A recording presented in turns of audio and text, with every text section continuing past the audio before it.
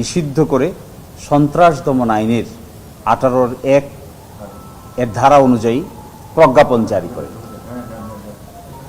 5 তারিখে তৎকালীন সরকারের পতন হয় এবং জামায়াতে ইসলামীর নেতৃবৃন্দকে সেনাপ্রধান সহ মহামান্য রাষ্ট্রপতির দপ্তরে আনুষ্ঠানিকভাবে আমন্ত্রণ জানানো হয়। পরবর্তীতে উপদেষ্টা পরিষদ গঠন করার ক্ষেত্রেও জামায়াতে ইসলামী গুরুত্বপূর্ণ তাৎপর্যপূর্ণ ভূমিকা পালন করে। অর্থাৎ কার্যত জামায়াতে ইসলামীর সঙ্গে বর্তমান সরকার এবং আন্তর্জাতিক কমিউনিটি একটি স্বাভাবিক অন্যান্য রাজনৈতিক দলের মতোই কাজকর্ম চালিয়ে যাচ্ছে। তথাপি একটি প্রশ্ন থেকে যায়, যে নিষিদ্ধের আদেশটি তারা দিয়েছিলেন তার ভবিষ্যৎ কি হবে? এই ভবিষ্যৎ আইনি পদক্ষেপ বলার জন্যই আপনাদেরকে ডাকা হয়েছে। এই বিষয়টি মাননীয় প্রধান উপদেষ্টার দপ্তরে বিস্তারিত আলোচনা হয়। বিস্তারিত আলোচনা হওয়ার সাপেক্ষে আইনজীবীকে দায়িত্ব দেওয়া হয়। যেহেতু এখানে একটা আইনি বিষয় জড়িত আছে, জামাত নিযুক্ত আইনজীবীরা সংশ্লিষ্ট সরকারের দপ্তরসমূহে উচ্চপদস্থ কর্মকর্তা এবং সরকারের উপদেষ্টাদের সঙ্গে সিরিজ অফ আলোচনা চালিয়ে যান। এক পর্যায়ে কি আইনি পদক্ষেপ নিলে পরে এই জিনিসটি সলিউশন করা সম্ভব, এর অংশ হিসেবে আমাদের পক্ষ থেকে আমরা স্বরাষ্ট্র মন্ত্রণালয়ে কি রিকোয়েস্ট করা হয়। এই রিকোয়েস্টের অংশ হিসেবে তারা আমাদেরকে জানিয়েছেন সকল প্রশাসনিক কর্মকাণ্ড সম্পন্ন হয়েছে, আজকে সরকারি ছুটির দিন। তাদের দেয়া তথ্য অনুযায়ী আমরা আশা করছি দ্রুততম সময়ের মধ্যে, এমনকি আগামীকালকের মধ্যেই এই নিষিদ্ধের আদেশটি প্রত্যাহার হবে বলে আমাদের তথ্য মতো কনফার্ম করেছেন। আমরা মনে করি যে আইনি পদক্ষেপ আছে, সেই আইনি পদক্ষেপ অনুযায়ী জামায়াত ইসলামী পথ চলতে চায়। আমাদেরকে আইনজীবী হিসেবে আমাদের কর্মকাণ্ড হলো সন্ত্রাস দমন আইনের 19 ধারা এবং সন্ত্রাস দমন আইনের 18 ধারা অনুযায়ী পরবর্তী পদক্ষেপ কি হবে এটি বাতলিয়ে দেয়াই আমাদের কাজ। আমরা তা করেছি, আলোচনা হয়েছে, ফলপ্রসূ আলোচনা হয়েছে। আশা করি আগামীকাল অথবা দ্রুততম সময়ের মধ্যেই তারা আরেকটি প্রজ্ঞাপন জারি করে অতীতের জারি করা প্রজ্ঞাপনটি বাতিল ঘোষণা করবেন।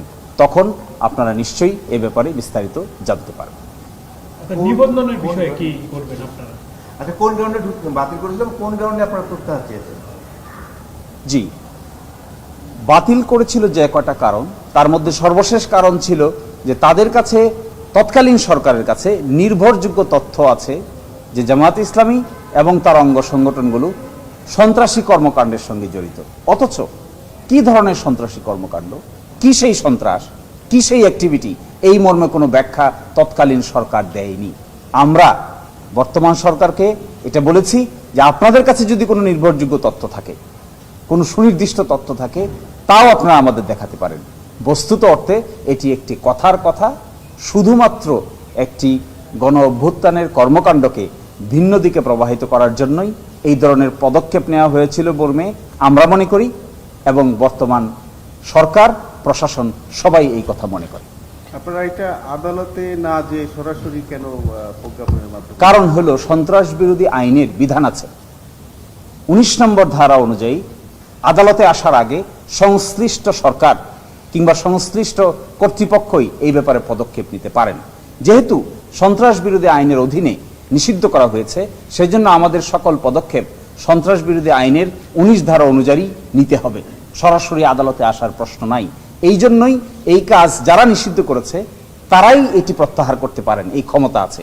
এই জন্যই আমরা আদালতের দ্বারস্থ না হয়ে সরকারকে সংশ্লিষ্ট পদক্ষেপ নিয়ে বাতিল করার জন্য, আইনগত পদক্ষেপ নেওয়ার জন্য আমরা অনুরোধ জানিয়েছি। এবং একই সঙ্গে কি এটা প্রতিহিংসা পরায়ণ কোনো সিদ্ধান্ত ছিল কিনা, রাজনৈতিক প্রতিহিংসা পরায়ণ? এটি স্পষ্ট যে গ্রাউন্ড তারা দিয়েছেন, এই গ্রাউন্ড যেহেতু এক্সিস্ট করে না, এই গ্রাউন্ড যেহেতু বাস্তবে নাই, তাহলে একটি সিদ্ধান্ত নেওয়ার আর কি কার্যকারণ থাকতে পারে? শুধুমাত্র অসৎ উদ্দেশ্য প্রণোদিত হওয়া ছাড়া আর কোনো কার্যকারণ যৌক্তিকভাবে এখানে দাঁড় করানোর স্কোপ নাই, আইনগতভাবেও নাই। শিশির ভাই, আমরা জানি জামাতের নিবন্ধন মুক্ত আদালতের আদেশে বাতিল আছে এবং প্রতীক দাঁড়িপাল্লা যে ছিল সেটাও বাতিল আছে। এই বিষয়ে আপনারা কি পদক্ষেপ নিতে যাচ্ছেন? দুটো কাজ। একটি কাজ, নিষিদ্ধের আদেশটি প্রত্যাহার হতে হবে। নিষিদ্ধের আদেশটি প্রত্যাহার হয়ে যাওয়ার পরে আপনারা জানেন বাংলাদেশের সুপ্রিম কোর্টে জামাতের রেজিস্ট্রেশন মামলাটি ডিসমিস ফর ডিফল্ট হয়েছিল। এটি পুনরুজ্জীবনের জন্য আমরা আবেদন দায়ের করব এবং উচ্চ আদালতে এই ব্যাপারে আপনারা সবাই দেখতে পাবেন। পরবর্তী পদক্ষেপ, প্রত্যাহারের পরে আমরা দ্রুততম সময়ের মধ্যে বাংলাদেশের আপিল বিভাগে দরখাস্ত দায়ের করে সেই রেজিস্ট্রেশন মামলাটি পুনরায় শুনানি করার জন্য দরখাস্ত দায়ের করব। আমরা আশা করি বিদ্যমান বর্তমান পরিস্থিতিতে ন্যায় বিচারের স্বার্থে বাংলাদেশের সুপ্রিম কোর্ট ন্যায় এবং নীতির পক্ষে অবলম্বন করবেন এবং বাংলাদেশ জামাত ইসলামীর রেজিস্ট্রেশন প্রক্রিয়ায় আইনগতভাবে ফিরিয়ে দেবেন, এটি আমাদের প্রত্যাশা। ওই যে দাঁড়িপাল্লা প্রতীক নিয়ে যেটা হয়েছিল তখন বলা হয়েছিল যে যেহেতু এটা ন্যায়দণ্ডের প্রতিটা আদালতের একটা প্রতীক, সেই হিসেবে ওই সময় একটা দৃষ্টি তুলে ধরা হয়েছে। এখন এটা যদি আবারও বলা হয় যে আমাদের প্রতীক পরিবর্তন করার কোনো পরিকল্পনা আমাদের আছে কিনা এটা জন্য আলোচনা হয়েছে। দেখুন, জামাতের সামনে ইস্যু হলো এখন জামাতের নিষিদ্ধের আদেশ সরকারিভাবে প্রত্যাহার করানো।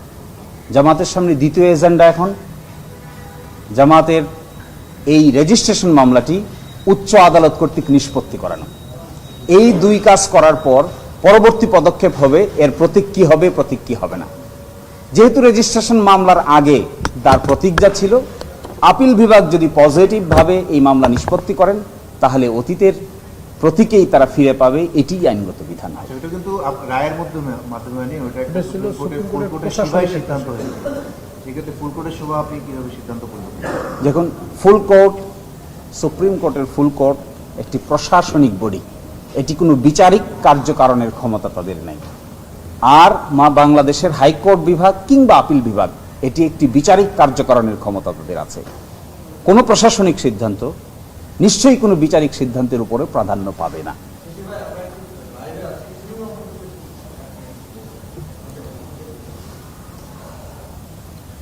আপনারা নিশ্চয়ই জানেন যে 1 তারিখে 1 আগস্টে তড়িঘড়ি করে বাংলাদেশ জামাত ইসলামীকে এবং ইসলামী ছাত্র শিবির সহ তার অঙ্গ সংগঠনগুলোকে নিষিদ্ধ ঘোষণা করে একটি প্রজ্ঞাপন জারি করা হয়। তার 4 দিন পরে তৎকালীন ফ্যাসিবাদী সরকারের পতন হয়, নতুন সার্কামস্টেন্সেস হয়।